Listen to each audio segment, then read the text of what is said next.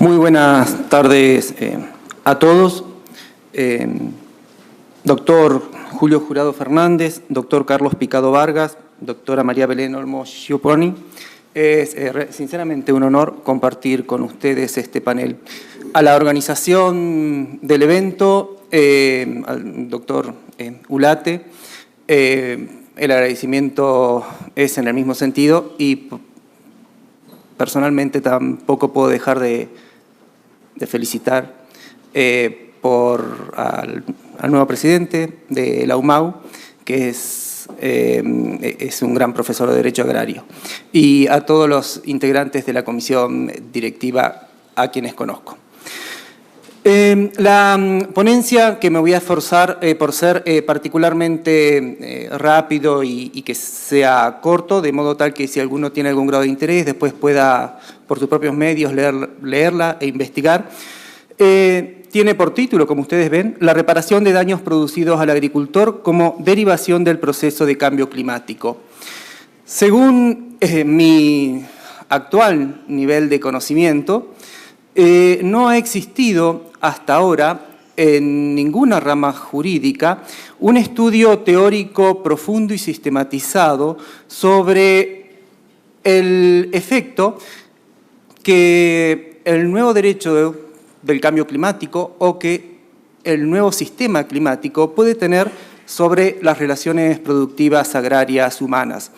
Tradicionalmente ustedes saben que el clima ha sido considerado un macrobién natural, diría yo, pero desde hace un tiempo y con carácter de verdad hegemónica oficial, la ciencia ha sostenido que el clima hoy tiene un origen antropogénico, o que al menos algunos eventos climáticos tienen un origen antropogénico. De modo tal que ese postulado básico de nuestra ciencia, de nuestra rama del derecho, que el clima sería un hecho de la naturaleza, ajeno al agricultor y ajeno a los demás actores sociales, podría ser revisado si consideramos que, como dije, hoy es verdad oficial y verdad científica que el clima, en alguno de sus aspectos, ya no es más meramente un hecho natural. Por mi parte, entiendo que la profundización de este postulado inicial y básico puede generar aportes particularísimos del derecho agrario hacia las otras ramas del derecho, porque posiblemente ninguna otra rama del derecho pueda comprender la profundidad de estos acertos como lo pueda comprender el derecho agrario, porque la influencia del clima para el agricultor es muy distinto que para cualquier otro sujeto social. Y la influencia del clima para el consumidor de un producto agrario es también muy distinta que para cualquier otro sujeto social. Desde esta perspectiva es que yo entiendo que la profundización en estos postulados iniciales y la apuesta por hacer un marco teórico en este tema puede hoy constituirse en un aporte diferencial del derecho agrario hacia todas las otras ramas jurídicas.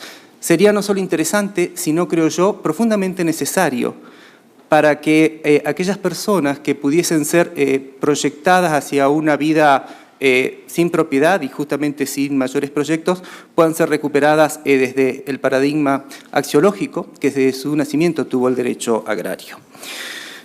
A ver ahora, si aprieto esto, ¿qué pasará? Nada. Muy bien. Esto, que espero haber sido claro al plantear, es una derivación lógica, aunque pueda parecer heterodoxa, es una derivación lógica de postulados científicos y políticos de la comunidad internacional. En su quinto informe, el panel intergubernamental sobre cambio climático ha sostenido, además de muchas otras cosas, estos 6 puntos que yo los copié textualmente para evitar que se me impute una interpretación de los postulados del panel intergubernamental sobre cambio climático. Este organismo, que recuerdo, está integrado por científicos y que no realiza investigaciones propias, sino que consolida las investigaciones preexistentes en toda la comunidad científica internacional y que, por pertenecer a la ONU, luego elabora un programa de respuestas para políticas públicas. Este organismo ha dicho, En primer lugar, que el calentamiento en el sistema climático es inequívoco. Insisto, yo soy nada más que abogado. Y en mi argumentación jurídica parto de estos postulados de la comunidad científica hegemónica.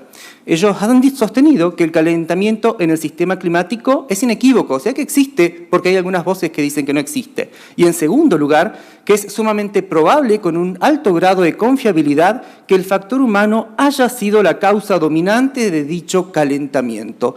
De modo tal que los efectos que hoy se producen son obra, sean inundaciones, sean sequías, son obras del factor humano, ni de Dios, como se pudo haber creído en otros momentos, ni de la pura naturaleza. En tercer lugar, ellos han sostenido que los riesgos del cambio climático se distribuyen en forma dispar. Esto es importante, no necesariamente quienes los han generado están sufriendo sus impactos negativos. En cuarto lugar, los riesgos no van a existir dentro de 50.000 años. Los riesgos ya son moderados por los impactos sobre la producción agrícola en particular. Y, en quinto lugar, las proyecciones señalan que el cambio climático tendrá un impacto negativo en la producción que incidirá sobre la seguridad alimentaria. Este impacto negativo abarca el acceso a los alimentos, el uso de los alimentos y la estabilidad de sus precios. El análisis que vamos a realizar en esta ponencia se concentra solamente en los daños producidos a los agricultores que dependen del clima en virtud de este sistema de origen antrópico. Deja de lado dos aspectos importantes por cuestión de metodología y de tiempo y de capacidad. Uno es ¿qué ocurre con los agricultores que son generadores de gases de efecto invernadero? Eso también existe, pero no es tratado en este análisis. Y en segundo lugar, deja de lado ¿qué ocurre con los consumidores de productos alimenticios de origen agrario, que somos todos, por el efecto del cambio climático? Nos enfocamos solamente en los daños que tienen determinados productores agrarios por influencia del cambio climático. Y todos nosotros sabemos que el derecho del cambio climático, igual que el derecho ambiental en su origen, se generó en sede internacional y después se traspoló en sede interna fundamentalmente a través de normas de políticas públicas o de derecho administrativo. Sin embargo, el derecho internacional público, con la relevancia importantísima que tiene sus limitantes. En el derecho internacional público se pueden establecer los valores que la comunidad planetaria estima para su vida conjunta, por ejemplo. Pero luego, a la hora de concretizar obligaciones más específicas o a la hora de concretizar esos mismos valores, toda negociación internacional está sujeta a un montón de otras variables en el marco de los acuerdos de cada uno de los estados que conforman la comunidad internacional. De modo tal que es altísimamente previsible que las necesidades, los intereses y eventuales derechos subjetivos vulnerados de los agricultores, en nuestro caso, queden postergados en la necesidad que tengan los estados de priorizar la resolución de otros conflictos en un determinado momento. Esto implica que el valorable esfuerzo que se ha realizado desde el derecho del cambio climático hasta la actualidad fue absolutamente necesario. Sin estos datos no podríamos estar en esta etapa. Pero, en segundo lugar, que es necesario seguir trabajando muy profundamente en el ámbito del derecho internacional público y del derecho administrativo. Pero, en tercer lugar, entendemos que si un agricultor, o varios agricultores, o muchos agricultores, pierden su propiedad o pierden su proyecto de vida a raíz de una sequía o de una inundación que afecta a su campo, en un ejemplo hipotético, ¿no?, para siempre, ese hombre que tendría un daño producido por una causa de origen humano, debería tener posibilidades en derecho, en justicia y en equidad de requerir de aquellos que les han generado el daño algún tipo de resarcimiento. Esta postulación implica un trasvase del análisis desde el derecho público hacia el derecho privado y al derecho internacional privado. La evolución que estoy indicando es muy similar a la que vivió el derecho ambiental internacional y luego el derecho ambiental nacional. Hay una diferencia importantísima, que es que siempre el derecho ambiental se ocupó de, aun si son conflictos colectivos o diríamos megacolectivos, tenían una ubicación espacial y temporal limitada o limitable. En cambio, estos problemas que nosotros estamos planteando abarcan al planeta entero y tienen una extensión temporal que podría computarse en 2 siglos, lo cual otorga una complejidad relevantísima que no tuvo el derecho ambiental, además de todas las complejidades que tuvo desde su nacimiento. Sin embargo, esta profunda complejidad no puede dejar de advertir que resultaría inequitativo que una persona a quien le estamos diciendo que está sufriendo una pérdida porque otro se enriqueció, a esa persona le digamos que como el problema es muy complejo jurídicamente, no te podemos dar solución y tal vez el Estado te dé alguna medida de fomento o veremos qué hacemos con usted. La judicialización que se derivaría de lo que yo estoy sosteniendo ha tenido ya 2 antecedentes que han sido, entiendo yo, litigios estructurales. Yo creo que son conocidos. Uno es el caso de Urgenda versus Holanda, donde una asociación generada en una universidad holandesa requirió al Estado holandés medidas más profundas de mitigación, de reducción de gases de efecto invernadero que las que estaba negociando en sede internacional. Y el tribunal competente de La Haya le estimó la demanda y ordenó al Estado holandés negociar bajo condiciones más autorrestrictivas. Sin embargo, este fallo, adviertan ustedes, que está enmarcado en los problemas de la mitigación, en las obligaciones que tienen aquellas personas que están generando GEI, gases de efecto invernadero. Y el problema que estamos nosotros planteando es el del afectado negativamente. Con lo cual, este primer proceso sería de relativa utilidad para nosotros. El segundo proceso, que a mí me lo hizo conocer el doctor Parvez Hassan de Pakistán, que es presidente de la Comisión de Cambio Climático de ese país, es Legari Asghar versus Pakistán, que fue resuelto con una primera sentencia en el año 2015 y que es particularmente relevante para nosotros porque es una demanda interpuesta por un agricultor y es se enfoca no en la mitigación, sino en la adaptación. Este señor agricultor, a raíz de las inundaciones que estaba sufriendo, igual que un montón de otros agricultores en Pakistán, requirió del Estado que implementara un programa de cambio climático para generar medidas de adaptación. Sin embargo, estos 2 fallos están enderezados contra el Estado y en el marco del derecho administrativo.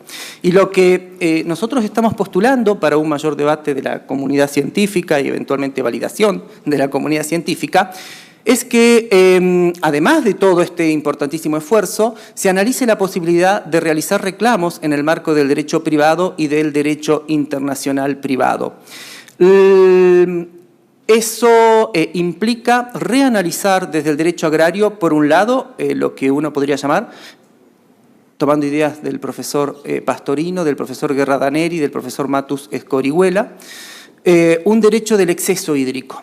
Ustedes conocen que los códigos de aguas que nosotros tenemos regulan, entiendo yo, la escasez ordinaria, o sea, cuando hay poco agua o está mal distribuida y vemos de qué modo llevamos el agua y la distribuimos. Sin embargo, las leyes vigentes en general no regulan cómo enfrentar los problemas derivados del exceso, no de la escasez, del exceso de agua causado en forma natural o en forma antrópica como son estos derivados del cambio climático. Y por otro lado, tampoco nosotros hemos elaborado un derecho de la escasez extraordinaria o que Matus Escorihuela ha llamado derecho de la sequía. Yo creo que los códigos de aguas tradicionales podrían postularse como códigos de aguas de la escasez ordinaria, pero para la escasez extraordinaria, cuando no hay agua y darle a uno implica sacarle a otro, o cuando hay una sequía generalizada, como el caso de Siria en este momento, que según integrante del panel intergubernamental de cambio climático es lo que produce todas estas migraciones masivas. Cuando hay grandes sequías no tenemos normas que regulen esas situaciones. De modo tal que la convocatoria hacia la comunidad agrarista, y con mayores detalles que se van a poder ver en la ponencia, porque acá no tenemos tiempo, es profundizar, ¿sí?, la posibilidad de recurrir a los institutos resarcitorios para que aquellas personas que en el pasado o que actualmente continúan afectando en forma determinante el sistema climático tengan algún grado de responsabilidad con respecto a aquellos agricultores que se ven impactados negativamente por este proceso. Yo sé que la idea es muy compleja, pero sin embargo tiene un fondo de equidad obvia. O sea, si hay personas dentro de este planeta que están siendo absolutamente afectados en su propiedad, en su proyecto de vida, porque alguien produjo eso, y eso lo dice la ONU, los mismos estados que integran la ONU no le pueden decir a esa persona, usted no tiene derecho a resarcimiento. Que el problema jurídico sea muy complejo, no quiere decir, por supuesto, que no deba o que no pueda o que no deba ser atacado. Y foros como estos, especialmente de agraristas, yo creo que son el más indicado para comprender en su íntima profundidad esta problemática. Muchísimas gracias a ustedes.